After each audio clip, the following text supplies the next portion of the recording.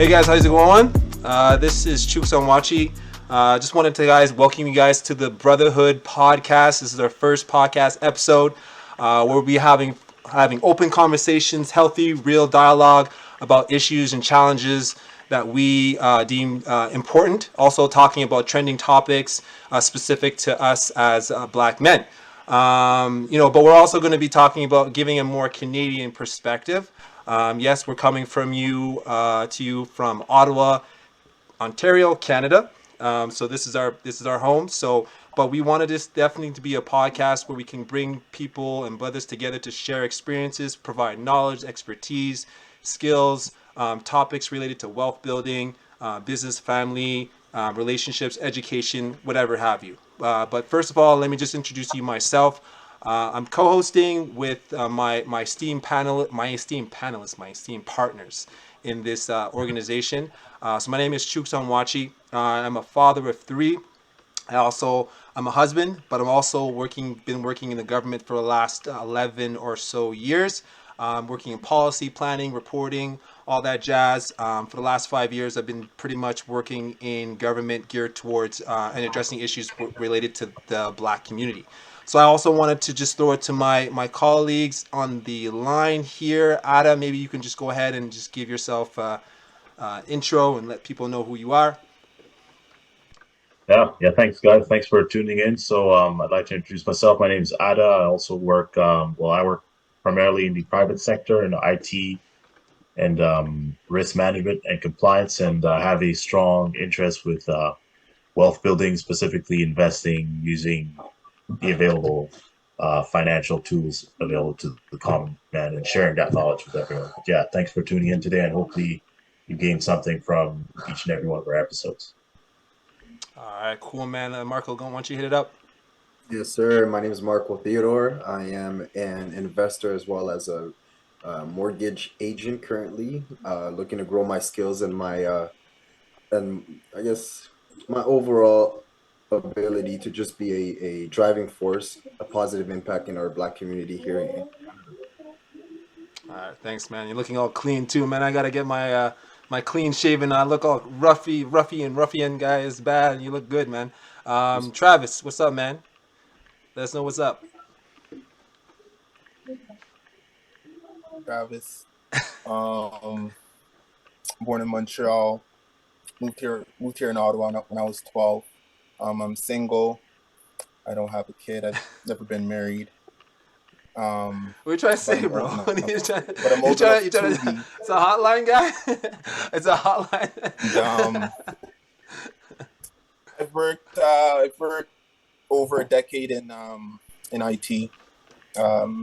Worked for the government for a bit. Now I do some crypto, do some entrepreneur stuff that I'll talk more about. Nice, Yeah, man. that's me.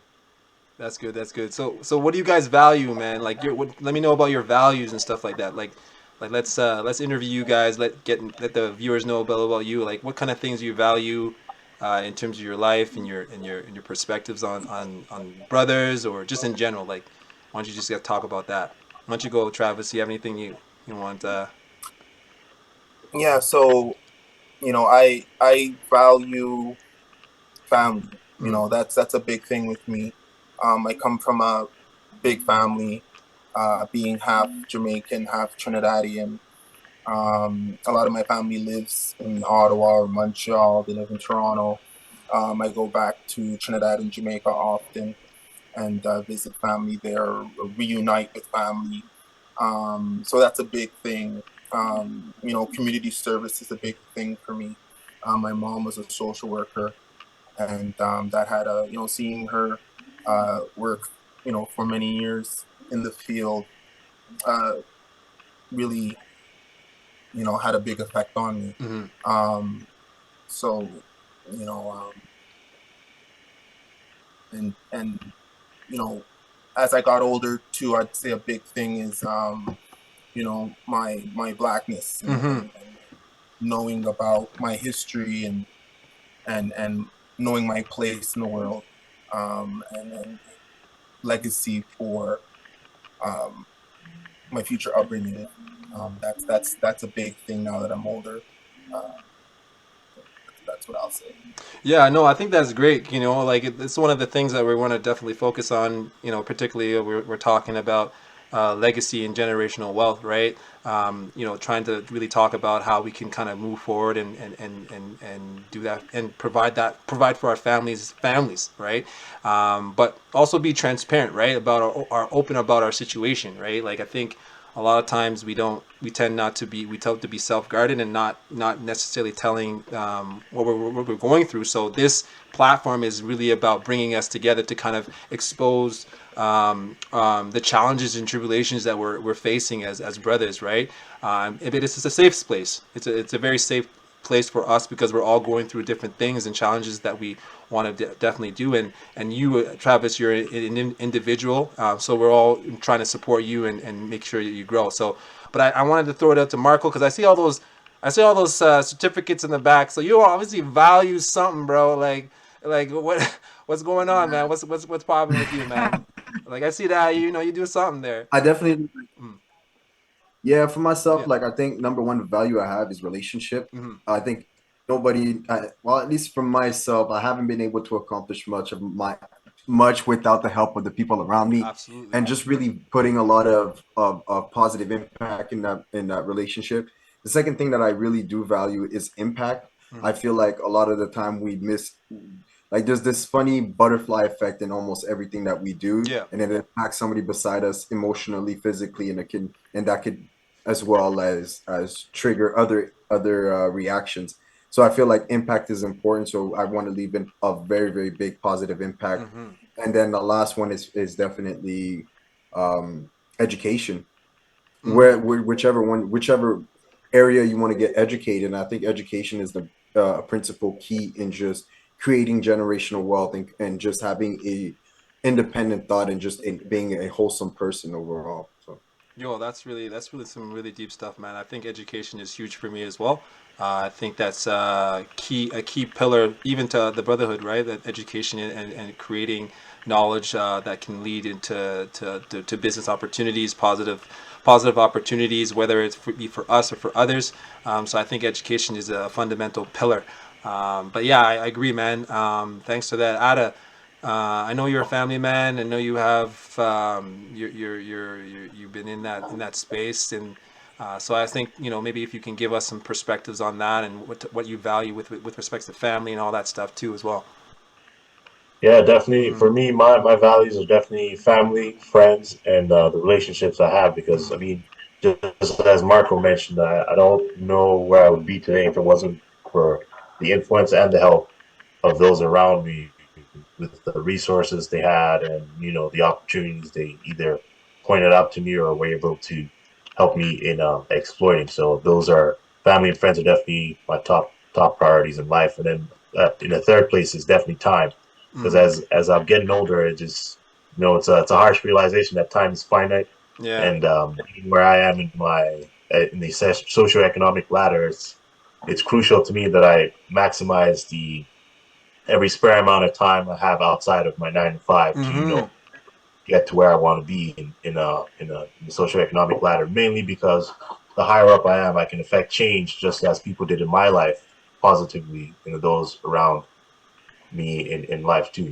There's nothing wrong with being that individual that can change someone's life or help them out in a time of need. I mean, as we all are right now, I can only speak for myself personally, but let's say if one of my friends were to go into hardship financial situation, there's not much I can really do except to Yeah. say, here's a job, apply for this, or do this. It'd be a better feeling to be like, hey, here's X amount. Hit me back whenever if you get it back on your feet, that kind of Mm-hmm. thing. It's better. I'd rather be in that position than to just continue to exist as average. But for now, I'll continue to strive to improve myself and get to that position. Yeah, I know, and that's you touched on a lot of things like like I really agree with a lot of what you're saying, and that it's all about building together, right? Like we want to definitely Yeah, build together. You can go you can definitely go fast if you're by yourself, but you can go far if you're with you're together. And I with think that I others. took that from an Yeah, African proverb, guys. It's not my word, it's not mine, it's not me, but I took that that is from the somewhere truth, though. else. But like Yeah, like it's about collective, right? Collective effort, and yeah, definitely making sure that we're together and moving the needle and trying to progress in life, that's right. right? And I think that's not something that we necessarily talk about a lot with the brothers, right? We also want to be, like I said, we're guarded in our situation. We don't want to necessarily tell each other what we're going through, but if we were to be more vulnerable and transparent about what our challenges and issues that we're dealing with, then we can definitely leverage each other's experiences and networks and things that we could help each other grow in that space. So I think that's important. And for me, like one of the things I've been valuing for sure is obviously God. Like I've been a person, like over this pandemic, the last 2 years, I've been really soul searching in that space, right? And I was never really a God fearing individual, but over the last 2 years, I've had to really reconcile that and to come to terms with that. And to each his own, right? Like their faith is definitely their journey, but for me, it's definitely helped me and helped my family, and obviously. I'm continuing on in that same approach and trying to help others, right? But also, family is important, and making sure that they're situated, but also making sure that they can help others, right? So finding the tools to be able to do that will be important, and then obviously the brotherhood, right? Like I think brothers are really like I'm trying to definitely work in that space and help our people to kind of move forward and demystify some of those misconceptions of us as brothers. So by having this conversation, I think it really helps in that vein. So, but yeah, that just to give a little bit of kind of going around the table to see each individual person who they are, and this is us. So this is the brotherhood. This is the core group. So you're gonna be hearing a lot more episodes from us. But for today's episode, we definitely wanted to talk to you a little bit about this whole Kyrie Irving and Kanye West, drama. Obviously, we don't want to necessarily focus on the content because obviously what they said and how it was interpreted it opened up a lot of deep wounds, and it was hurtful to people, in particular the Jewish community. But I definitely wanted to focus on the fact, and I was alluding to it, the fact that they still had the courage to, regardless of the money, regardless of the platform, regardless of the life history they had the sense of courage to actually say what they feel, right? And I think that sometimes with black men, we don't want to express how we truly feel because of how it's going to be perceived in society and how other people might take it. Other people might look at it as aggressors, or just another black man being X, or we can also have some negative experiences, like we can be lack of career progression, or demoted, or be thrown in jail, even killed, as you've seen, like with George Floyd, right? So it's like in that space, I wanted to kind of like have a discussion on that piece, and kind of pick your guys' brains about what's your perspective on that, and why we tend to be so like guarded in our emotions, guarded in our feelings, and not be so outwardly exposing how we feel. Obviously, like I said, not relating it back to what Kyrie Irving and Kanye West did, but they still had the courage to tell people how they felt, right? And so I just wanted to kind of dissect and let you guys kind of speak on that. And, you guys, it's just a conversation. So, and hopefully that we can pick out some value added, and people can and kind of talk about that. And, but anyways, go ahead. Anyone that wants to kind of throw it in and talk about that. Speak out often, but our lack of communication skills when we do speak out. But I do love the fact that they were able to speak out and actually speak from a point of honesty and vulnerability and just openness, because they were going through a certain experience that similar to us, right? Like in the terms of Kyrie Irving, he's in a spiritual experience. He's Mm-hmm. in a soul awakening experience. So being able to share his journey through his platforms, that's a wonderful thing. Although the content itself might not have been shared at the best content might not have been shared. it's reassuring, at least from my perspective, understanding that there are black men over there looking for the truth for who they are and their identity. Now, as for Kanye West, he spoke of an experience that he is going through. He's going through very rough experiences, and it just so happens that he couldn't see past that light because it was so blinding to him. You know, he couldn't see who he truly is and what his potentials are because he is being limited by this person or that person, or limited by what he believes is this group of person. I feel like, again, it's the way that it shows that because we don't share enough of who we are, sometimes the way that we say it doesn't come across the best of methods. And I feel like the ability to share is important, but as well now it's on us to work on the way that we communicate our ideas. We're not asking for everybody to understand how we communicate, but rather for us to be able to communicate in a way that doesn't, it's not self-harming and it's not harming to others. That's my thought. You know, I agree. I feel that, you know, African Americans especially um, have been through so much pain that you can see that they're searching, or that Kanye's searching for more like a place of belonging, or to find their roots.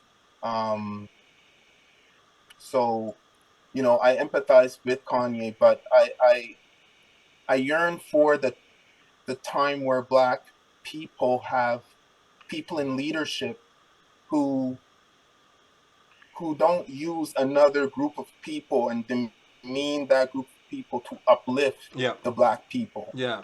I feel like it's like 2 step forward and 2 step back when you do things like that. If you're able to galvanize like how Kyrie and Kanye are able to galvanize, and actually be educated enough on certain issues, you could have really impacted the targeted audience that you wanted to impact. But instead, you know, when I see um you know, when you don't kind of do the homework, unfortunately, um you know, you have issues like they're having. But actually, I do see an awakening with people online on social media. I don't know how real that is, but I do see people yearning to know who they are, and not falling into the ghettoization that they used to fall into. I feel like there is some positivity in this search that they're on, and not only African Americans, but Caribbean and Canadians, and you know, because we have some slavery history as well. Um, so you know, I do think that there's a lot Four of good hundred and years of bad slavery, that's bro. happened with these Four two. hundred years of 400 years of slavery. You Yeah, know, like, we had a good yeah, amount. yeah, Yeah. yeah. No, that's perfect. I like that. You know, like maybe Ada, you want to jump in, and what do you think? I mean, from my perspective, I think I see more of the, should I say, impartiality bias that's involved with the whole thing. Because I mean, for one, okay, Kyrie put that whatever it was post on his Twitter account. I don't know exactly if that qualifies as promoting, or was he sharing it with his audience. That's up for debate. The second part to the thing is the platform that his post links to, Amazon. Nobody ever vilified Right, that platform right, or whoever was in charge for right. leaving that content up there in the first place. Or what about their quality control? How was that allowed up on the platform in the first place if it is known to be something that's anti-Semitic? So I find, looking at it from that perspective, yes, it's very impartial and biased to me. But also from the other side of it, I was gonna say is what was my train of thought? Whew. Yeah, it's if I can go back to my first point, it's just impartial, and I Mm-hmm. think it could have been handled the same way, in a better way, because what we're seeing now is groupthink. So when one person pipes up and says, "Oh, Kyrie's anti-Semitic," the whole crowd villainizes him and doesn't Mm-hmm. even explore the whole situation logically in a thoughtful manner. Is he really anti-Semitic, Mm-hmm. or was he just sharing something that he came across or trying to express his point of view on his heritage, history, who he is as a person, as he keeps repeating every time they interview it and stuff. So Yeah, that's and I my always primary think, thoughts on but sorry to cut you off, but I always think it. about Yeah. like if Kyrie or Kanye was a white guy, would it be the same? Like, would he be vilified the way he's being Well, vilified? You know what I Right. mean? I always one have thing, that thing in my head. I'm like, dude, like it's just a question. It's honestly, it's a question. It's just a one question. thing, You one know thing what I I'll say, one thing I'll say mean? is, you know, Jewish people aren't a big population like Black Yeah. people. Mm-hmm. So I think that one thing this shows us is that when you speak with one voice, like they do, because Mm-hmm. they're a smaller group, they can just speak with one voice, and I think they get reactions out of society that Black people as a whole do not get because we're not monolithic like that. Mm-hmm.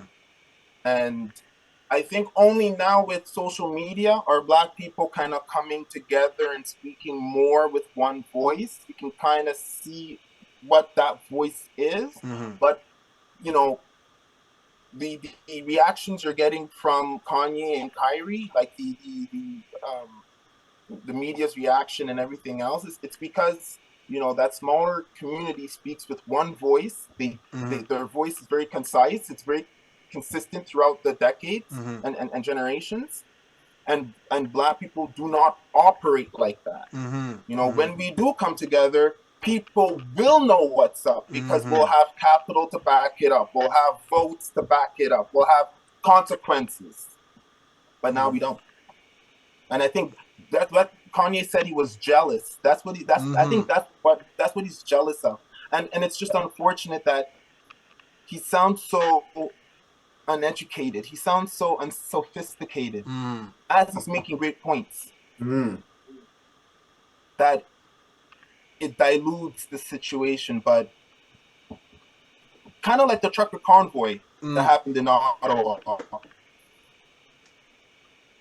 it had to happen. Even though like I didn't like how they overstayed their welcome. I didn't like the people who were a part of it. Same kind of thing with Kanye. I don't like how he kind of implicated different groups of people and kind of messed up certain things. Mm-hmm. But he, as you guys said, they're searching for something, Mm-hmm.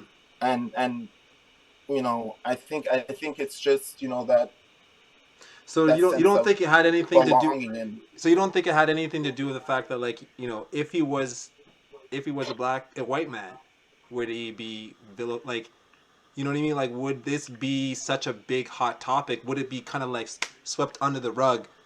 Whereas because well, he's of his stature, of his backing, of his like his platform, and that he's a black man, like, do you think that was a contributing It would, factor to why he's it would, like it would, literally it being would, cancel culture? I don't think it would have the same impact. The reason why is because first you have to see the group that was targeted, or I guess that was hurt during the speech. Mm. And I also used a close comparison. When you remember when Trump went on national TV and called Haiti and a bunch of other black nations and whatnot, Mm. he called them what? Yeah, hit hole penalties. Shit countries. holes. Where was the reprimand for that? Shitholes. That's Yeah. right.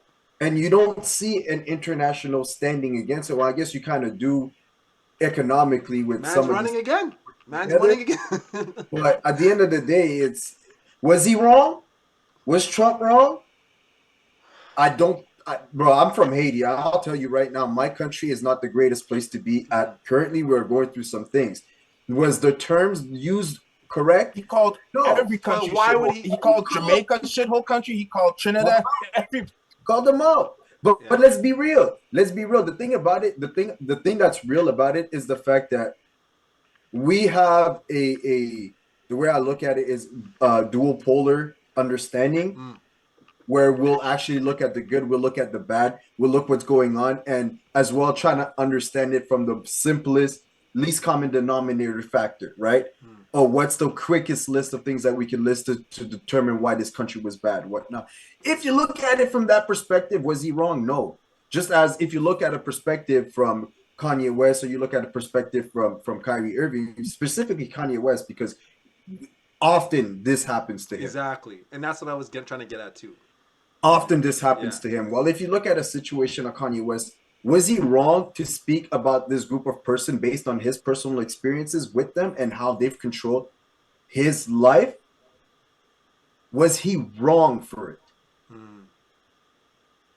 No. Because what did he do? He identified a group of people that he has bad experience and that has done something to him. Yeah. And at the same time, let's be real. I have followed the music industry.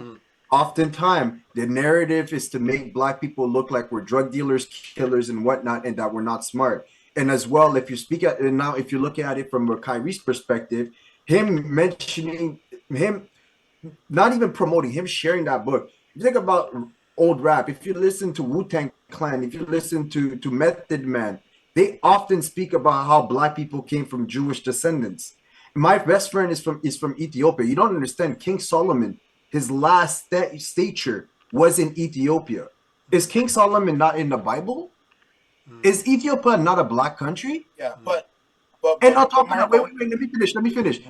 And I know we're not supposed to be talking about the content because I don't want to put too much emphasis on the content, but I want to talk about the impact of the content. Because if you think about it, my best friend told me this story, and I don't know 100% if it's true. A good friend of mine, he told me, like, because world-renowned Ethiopians are known as like just actual Black Jews in Ethiopia. In back when and I don't know if this is true, and I don't really want to share information. There's a lot of asterisks, guy. Yeah, it's a conspiracy, and I'll be the conspiracy theorist of the. But he was telling me how when Israel was being settled, being settled, they took actually a lot of Black Jewish women from Ethiopia, but what they did is they made them sterile before sending them right back to Israel. Am I saying that's wrong? Am I saying that's right? But what I'm saying is you're allowed to speak on your experience, and it just sucks that we are so sensitive that we're unable to call out the people who have done us wrong nowadays. But is it even truer? Even true the fact that like you can't do that as a Black man? You know what I mean? Like as a Black man, is that statement even true? And that's even scarier. Yeah. You're not allowed to call out your oppressor. Yeah. That's not the first time we've been through this rodeo. Yeah. You know, there is Israel doesn't deny that there's Black Jews, and you know, all Israelites know that there's Ethiopian Jews that they saved basically when I think they were being invaded in Ethiopia. And that story you said, that's an old story. I'm not going to say if it's true or not, but that is an old story. But you know, for me, the question's not whether there's Black Jews living. The question's not whether African Americans are the real Black Jews, or if we're the real Black Jews, or whatever the case may be. But there is what is relevant, I think, is kind of the power dynamics when it comes to like Leon Cohen and the music industry and what they were willing to promote. They said that they wanted to make money, and I guess drugs and sex sells. But if they had more moral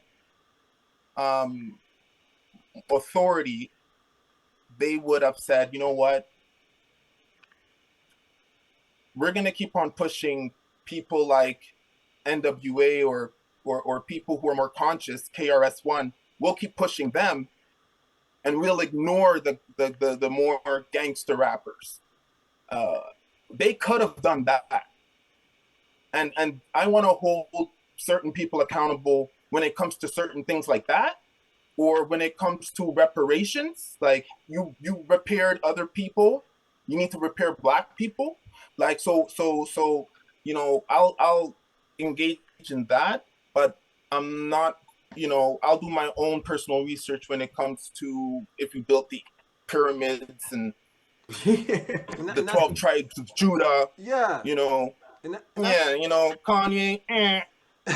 but that's the thing, right? Like it's like Yeah. it's hard for me, like for me and my perspective is like it's hard for me to to literally articulate it and say it because I'm not fully educated in that world, right? Like I don't want to speak to something that's incorrect. So I think a lot of what, like for me, and when I speak, and like as a black man, when I speak, I have to be for sure that this is, society accepts it. I'm not gonna look like an idiot. Like, you know what I mean? I go through these checks and balances in my head, man. You know what I mean? And why do I do that? Why do I do that? I'm like, is it a fear of being like labeled? Like, do I want to be labeled? And it's like I wanna try to dissect that. You know what I mean? Like that. And I'm pretty sure like a lot of people, a lot of black men, they probably do the same thing where it's like they have this fear of speaking out of turn or not fully, Mm.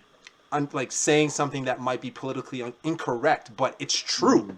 You know what I mean? Like it's true. It's going against the grain, but it's like how do you say it? Because it's not safe, right? Like you're in this unsafe environment. Like society says, like we are the lower of the lowest, right? And sometimes even in your family dynamics, right? Like how do you talk about those issues with your family, your friends, like your coworkers? Like you can't. It's hard. Like you're constantly around these people, and you can't really express how you truly feel and how you want to articulate certain viewpoints or perspectives or call out racism that you experience in the boardroom, right? Like it's hard to do that.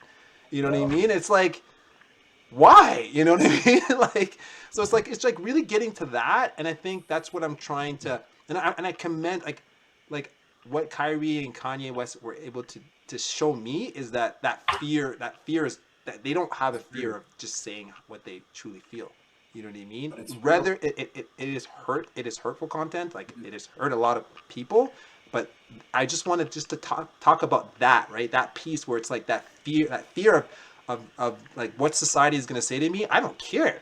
You know what I mean? I don't care because I'm gonna do me. I'm gonna fully express myself the way I want to express myself. And I feel that sometimes we are guarded in that and can't really articulate that to others, and then people don't really know us. They don't know our culture. They don't know who I am as a black man because I'm not fully like haven't been able to speak. You know what I mean? And so I think that's where I have those discussions in my head. But I wanted to throw it to Ada. Like Ada, like what do you like? You can jump in here and just have like what you feel like. And I mean, can you guys remind me where we were? Is it like, why is it that some people second guess themselves before they speak on Mm. these type of things, or Yeah, like just in terms of like what I'm saying, like, and I agree with, with Travis and Marco talking about. It's just like for me, and I feel that sometimes it's like not fully understanding or aware of certain information or knowing how society is going to view me or what the impact of what I'm going to say is gonna do. Sometimes and sometimes with on top of the fact that I'm a black man, right? Like how is that going to be yeah, perceived to someone exactly. else? So you just You know? mentioned all the like a number of the facets that are involved with like what goes into that decision making. Because one, primarily as a self-preserving measure, you don't want to voluntarily put a target on your back, Mm-hmm. especially being family man. Like you have dependents that fight on you. So let's say you were in Kyrie's shoes, but you don't have the leverage he has. I mean, this guy is paid what, multi millions a year. Mm-hmm. Essentially, he could be fired today, could be set for life. So he Yeah. already has Yeah, that's nothing to true. lose in that aspect, right? So if we look at people like us, where we still, we work that 9 to 5 to make sure that paycheck comes in, goes to our mortgage and all the other bills we have.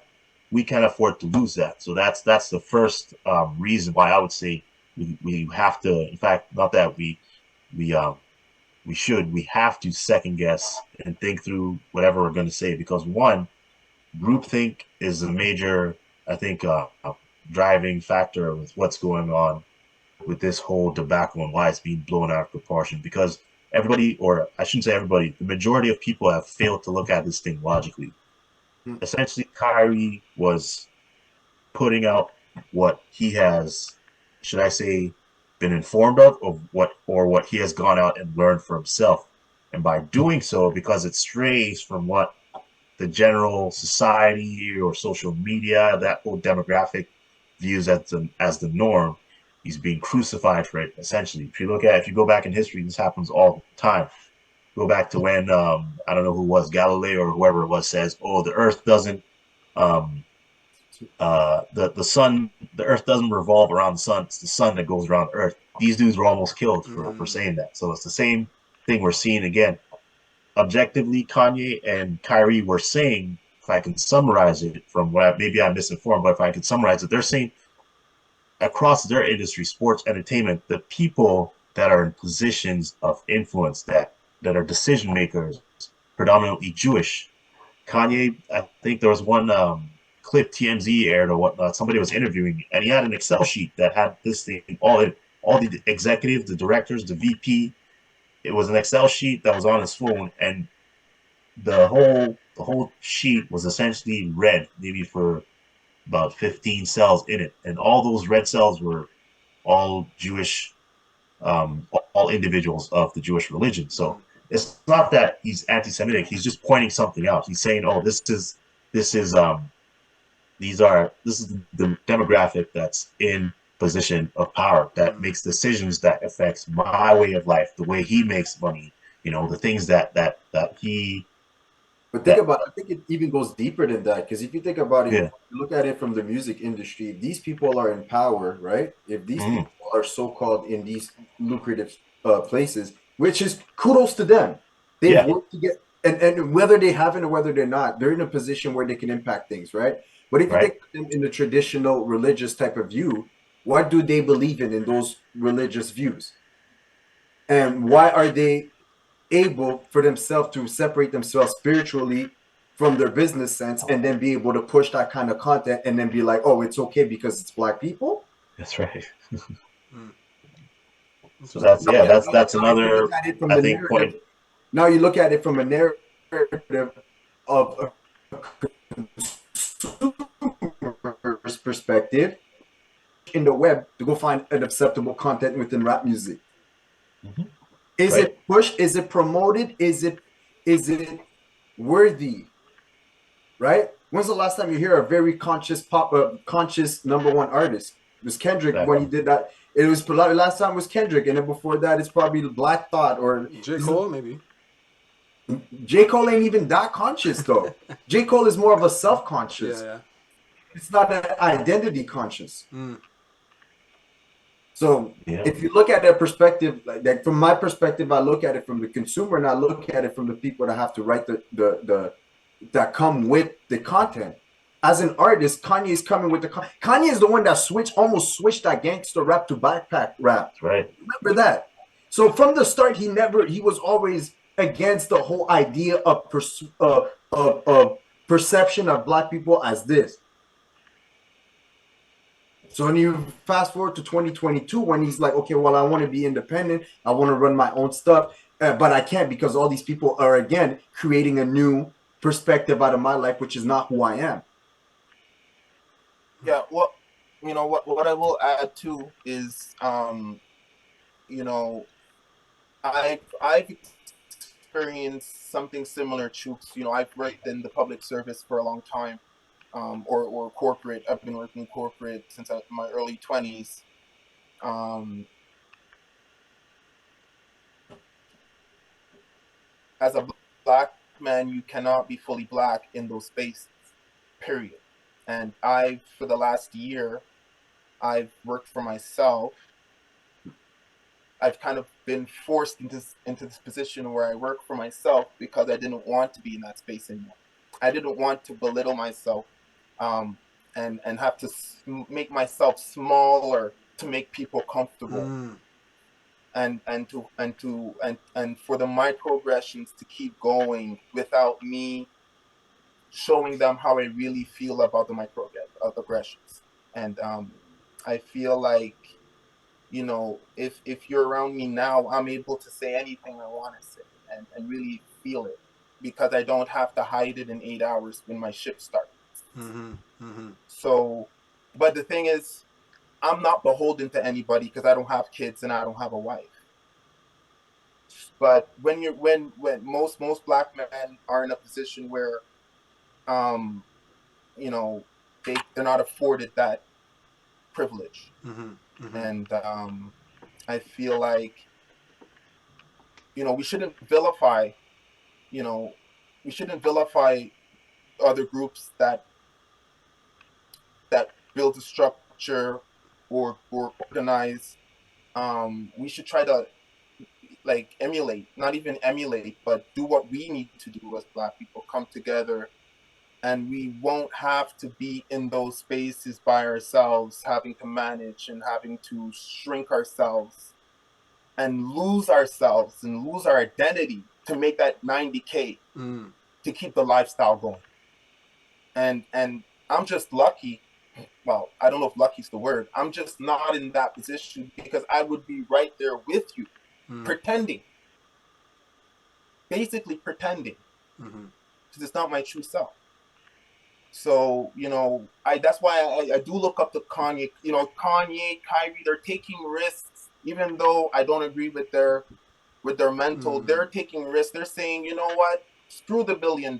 Like, kind of like Dave Chappelle. You Mm-hmm. know what? My sanity is worth more than your money. My identity is Mm. worth more than your money. But, so, hopefully we can,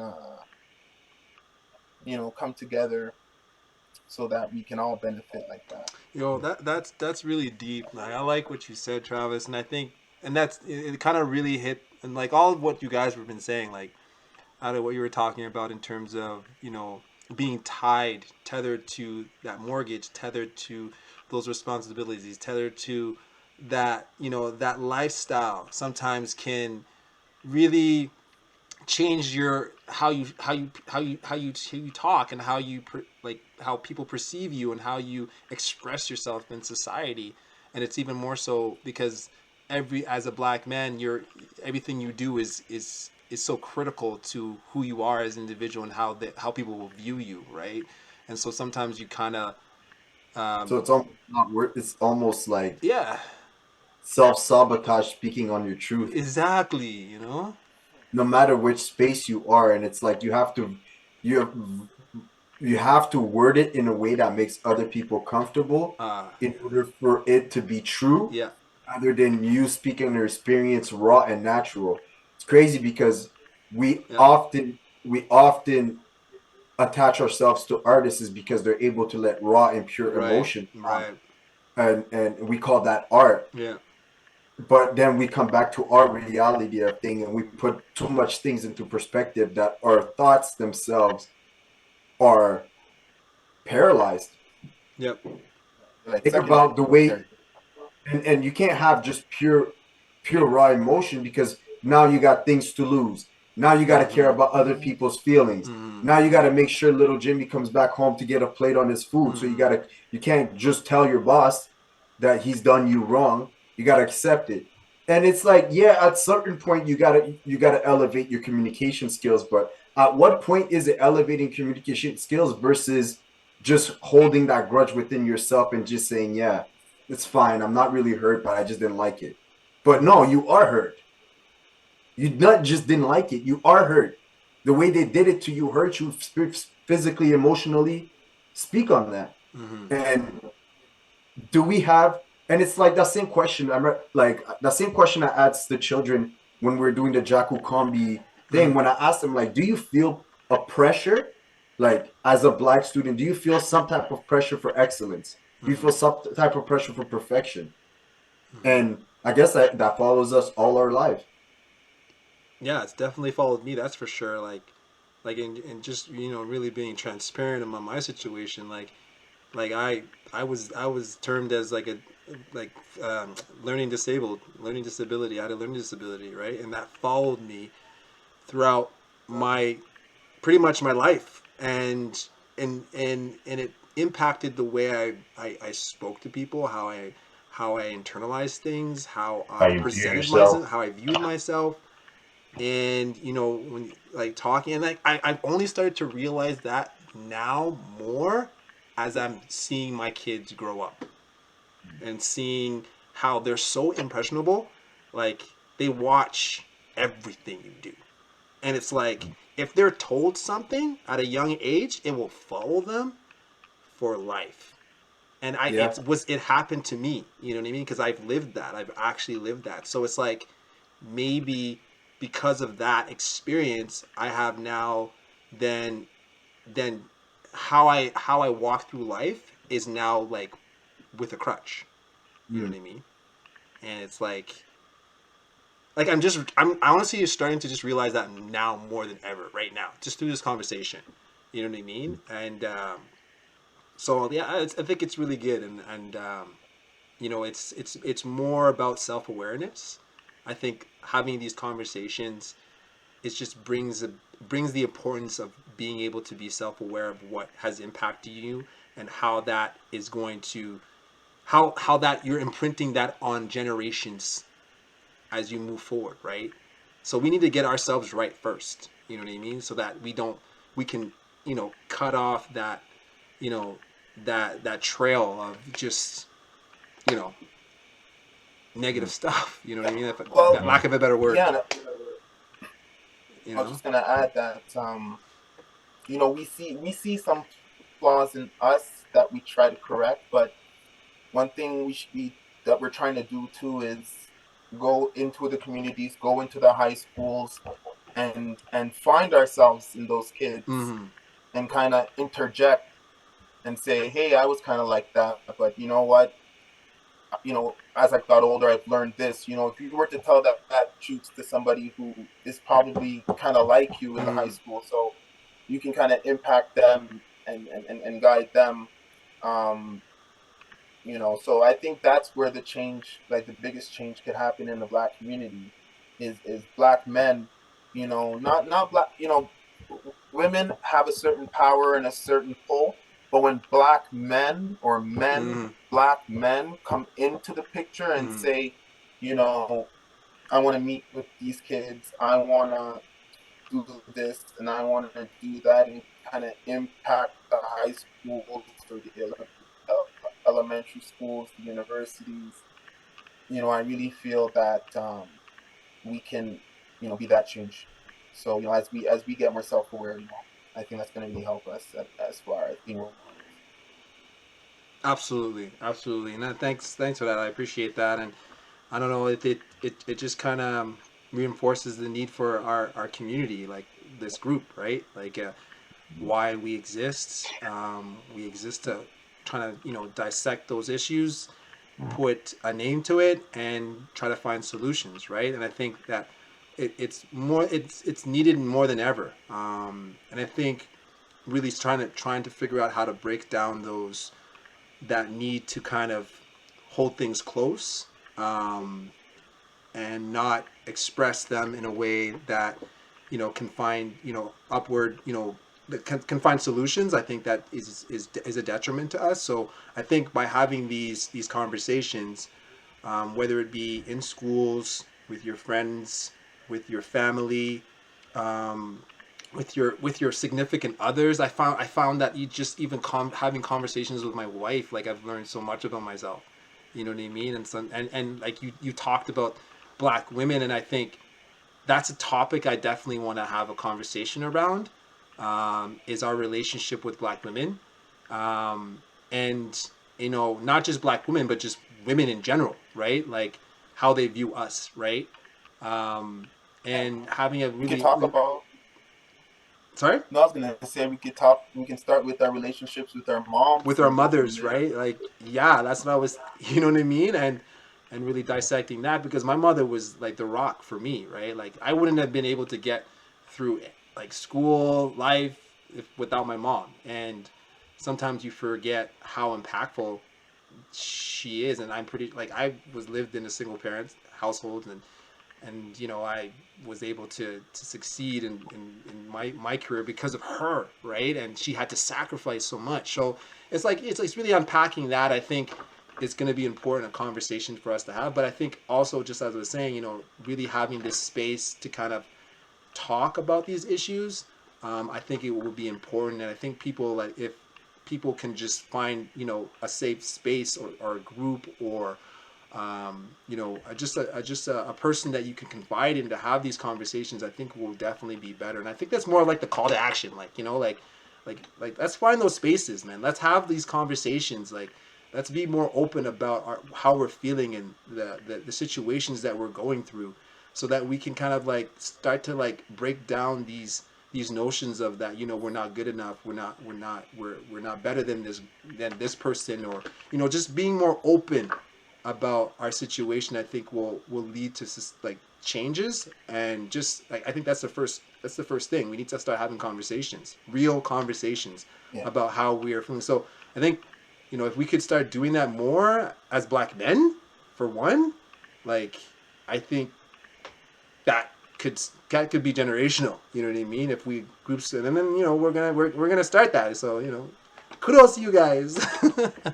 Oh, like, no, that'd be perfect. Like, you know, like I always, like, it sounds weird, but, you know, I always think about black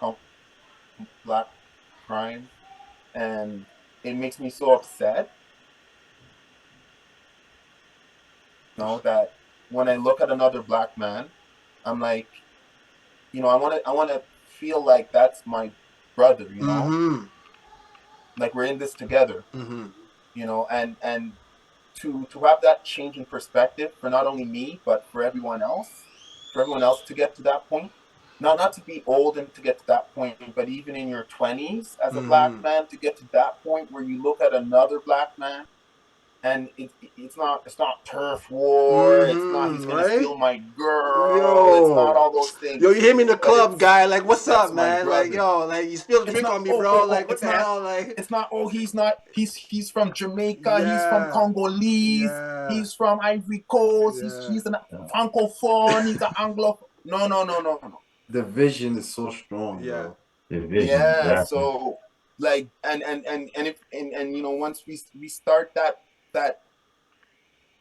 here, and we make it a real thing, when people come to Ottawa, I want them to feel it. Mm-hmm.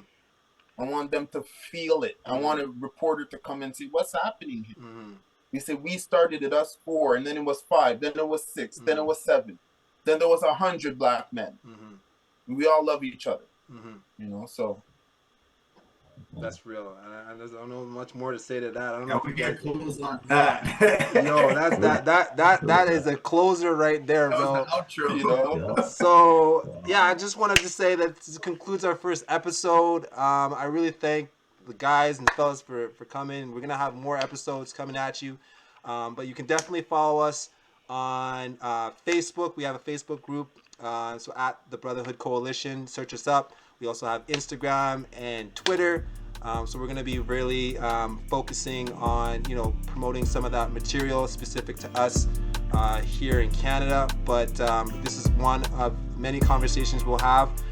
So I guess we're just going to sign off from here, but we'll see you guys soon. Peace. Definitely. All right, guys. Take care.